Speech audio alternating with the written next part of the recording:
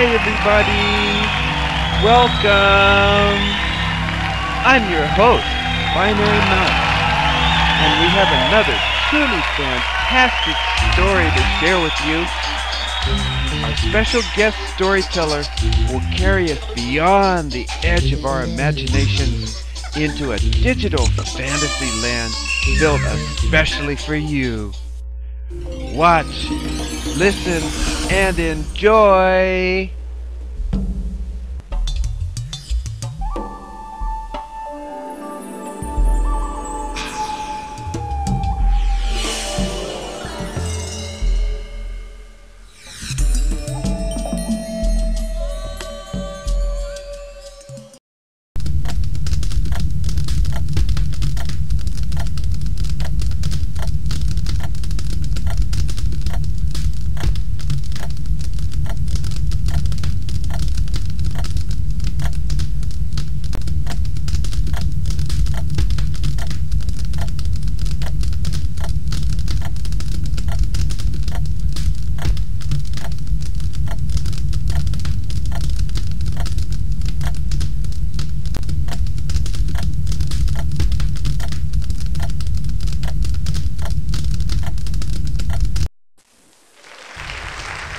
And now, a story from old Mexico called Domingo Siete, or Sunday 7.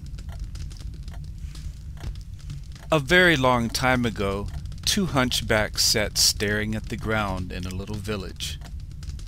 One of these hunchbacks was quite kind. The other one was quite nasty and mean and spiteful. Everybody in the village made fun of them, so the two hunchbacks could not work in the village. Because of this, they went into the hills every day to cut wood. There was a problem in this arrangement, however. The kind hunchback cut all the wood because the mean and spiteful one was very lazy. He was always telling his companion, I'm really very sick today. It's better if you go and cut the wood this week." His partner, being kind-hearted, would go into the mountains and do all the work for both of them. He did this week after week after week. On a particular day, when the mean one had stayed home as usual, the good woodcutter worked quite hard. Therefore, he became very tired. Because his house was quite a distance from where he was, he decided to camp near a small spring in a place very much like this camp. Late that night, around midnight, the woodcutter very clearly heard someone singing in the distance. At first, he thought that somebody had camped near him. However, when he had listened more carefully to the words of the song he heard, he realized that these voices were not from a human. Very cautiously, he arose and silently walked to the place where the singing came from. Imagine his surprise when he saw a group of fairies singing and dancing around a blazing fire. Monday and Tuesday and Wednesday 3. Monday and Tuesday and Wednesday 3. Monday and Tuesday and Wednesday 3. Monday and Tuesday and Wednesday 3. That was all the fairies sang. They repeated the same line over and over again. He wondered to himself if this was the only song they knew. The woodcutter then decided that he would approach them and have a talk with them. So, as soon as he heard them singing again, he went near the fire. Naturally, the fairies saw him at once as he approached. What do you want, human? asked the fairies. Why are you coming here to bother us?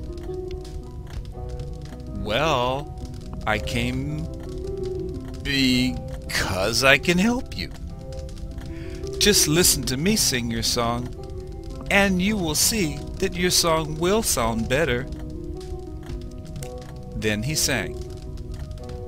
Monday and Tuesday and Wednesday 3, Thursday and Friday and Saturday 6. Oh! The fairies were giddy with happiness and delight. One of the fairies noticed that the good woodcutter was a hunchback. Why, you're a hunchback, said the fairy. The fairies told him to kneel down. One of them pulled out a magic wand, then touched his hump.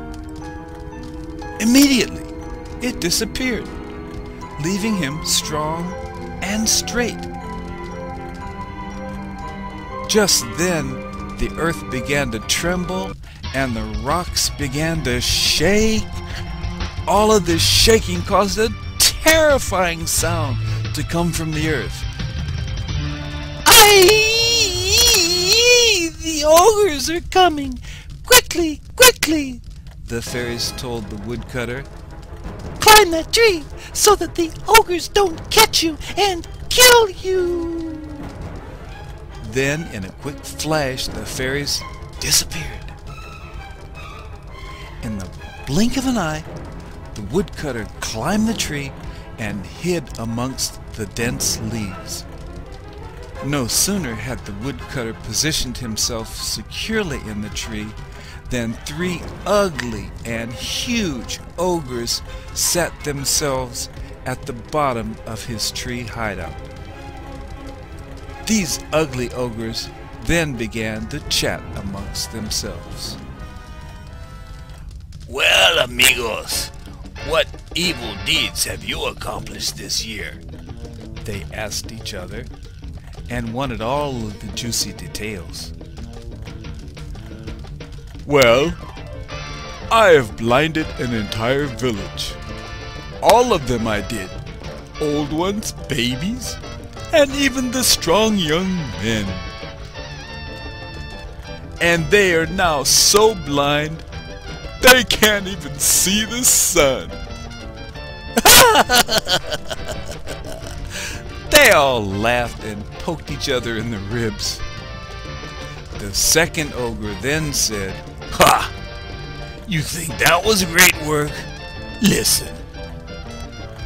I condemned all the people in my kingdom to be silent forever. Now they're so dumb that even the children are unable to cry. The ogres laughed at this story even louder than the first one. Well, signors, said the third, I haven't just been sitting around doing nothing, you know. I have made the people in my kingdom so deaf that they cannot even hear the cries of the souls condemned to hell. The ogres really laughed loudly at this announcement. They were laughing so hard that they fell to the ground and were rolling on the ground with unrestrained enjoyment. They were pure evil in ogre bodies. For them, all human miseries caused them delight. The poor woodcutter, hearing them speak like this, was shaking with horror as he heard them brag about their evil, evil deeds. Listen to this, said the ogre who had spoken first. If you have done your evil deeds carefully as I have, then everything will happen smoothly.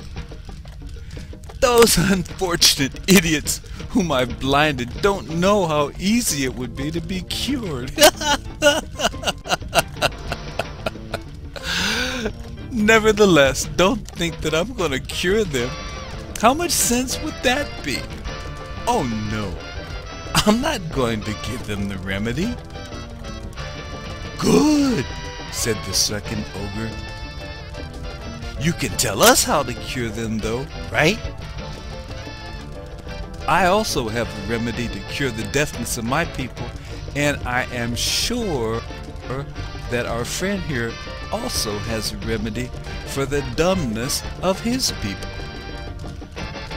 Yes, indeed, you're right, amigo, answered the third ogre. I also have the secret remedy to cure them, should I choose. Signors, said the first, to cure the blindness of my subject, all one has to do is to collect the early morning dew on the ground during April's first week. Then, if you rub your finger that's been dipped in this dew over the eyes of the blind, they will be able to see again. Very ingenious, amigo.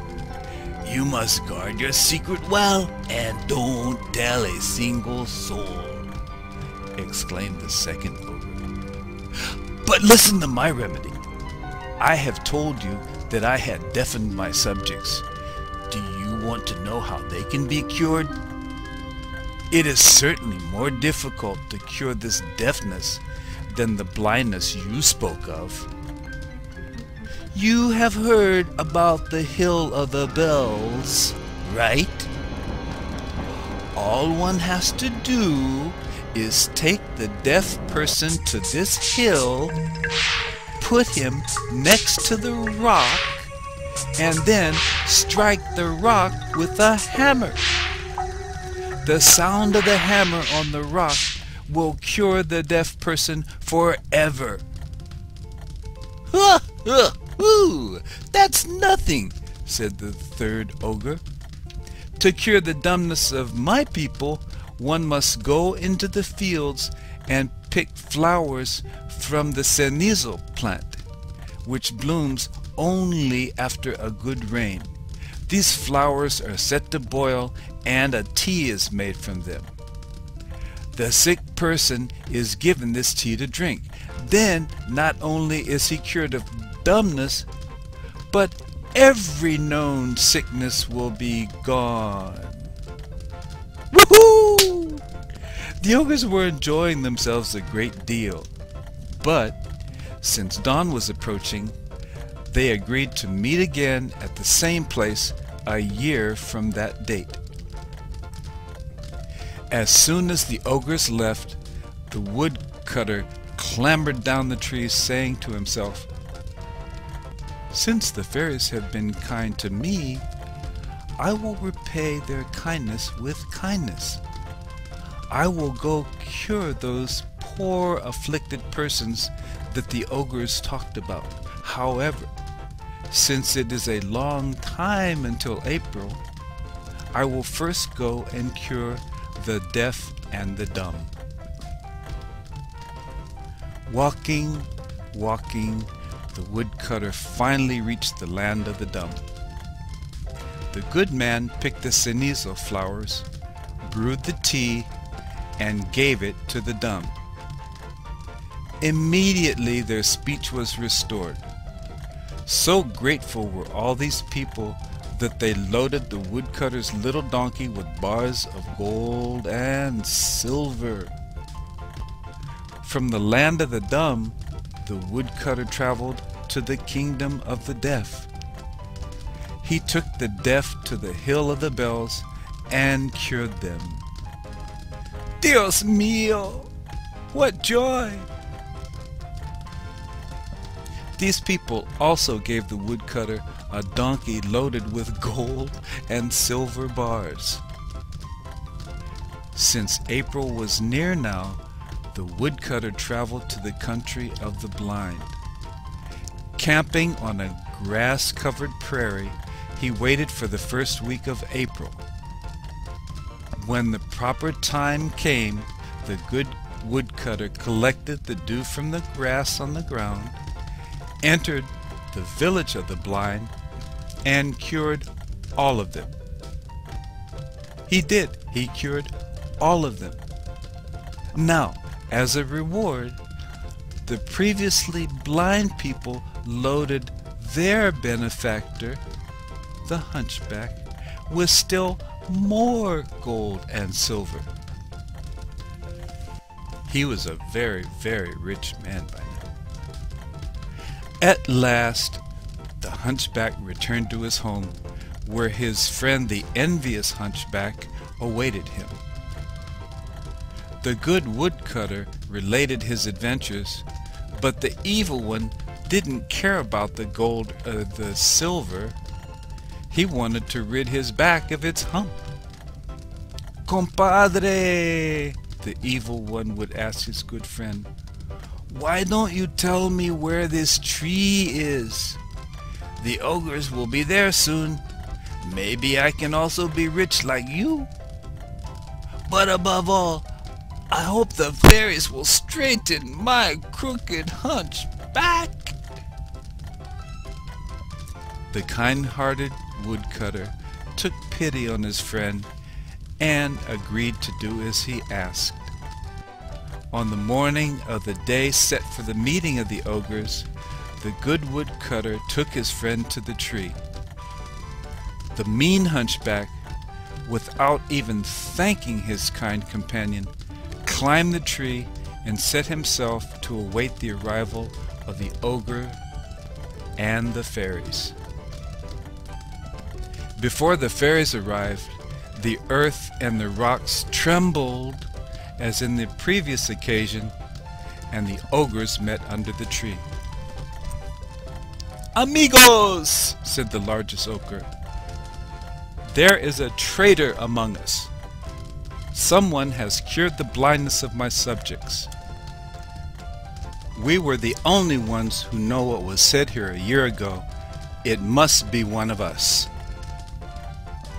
"It wasn't I," said the second, "because in my kingdom the dumb can now talk.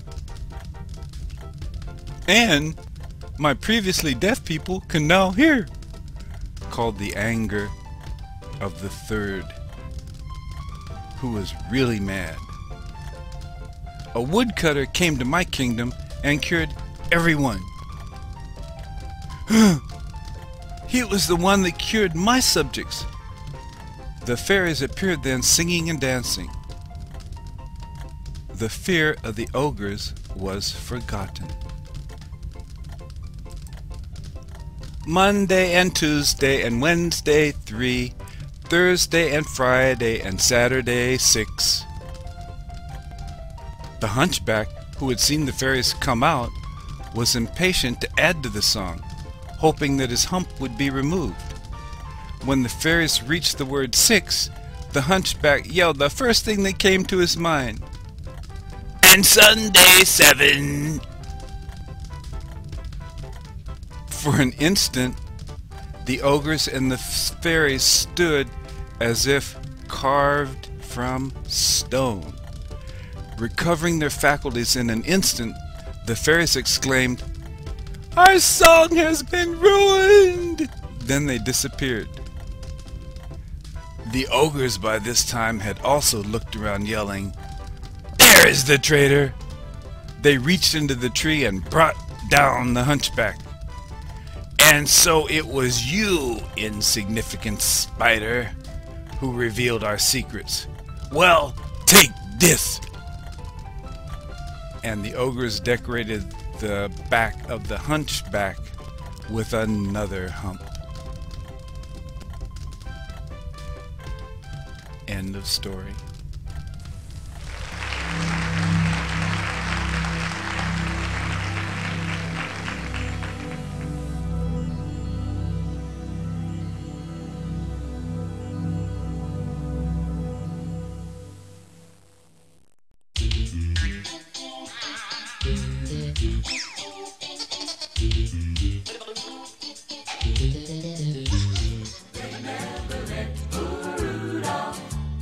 Joining in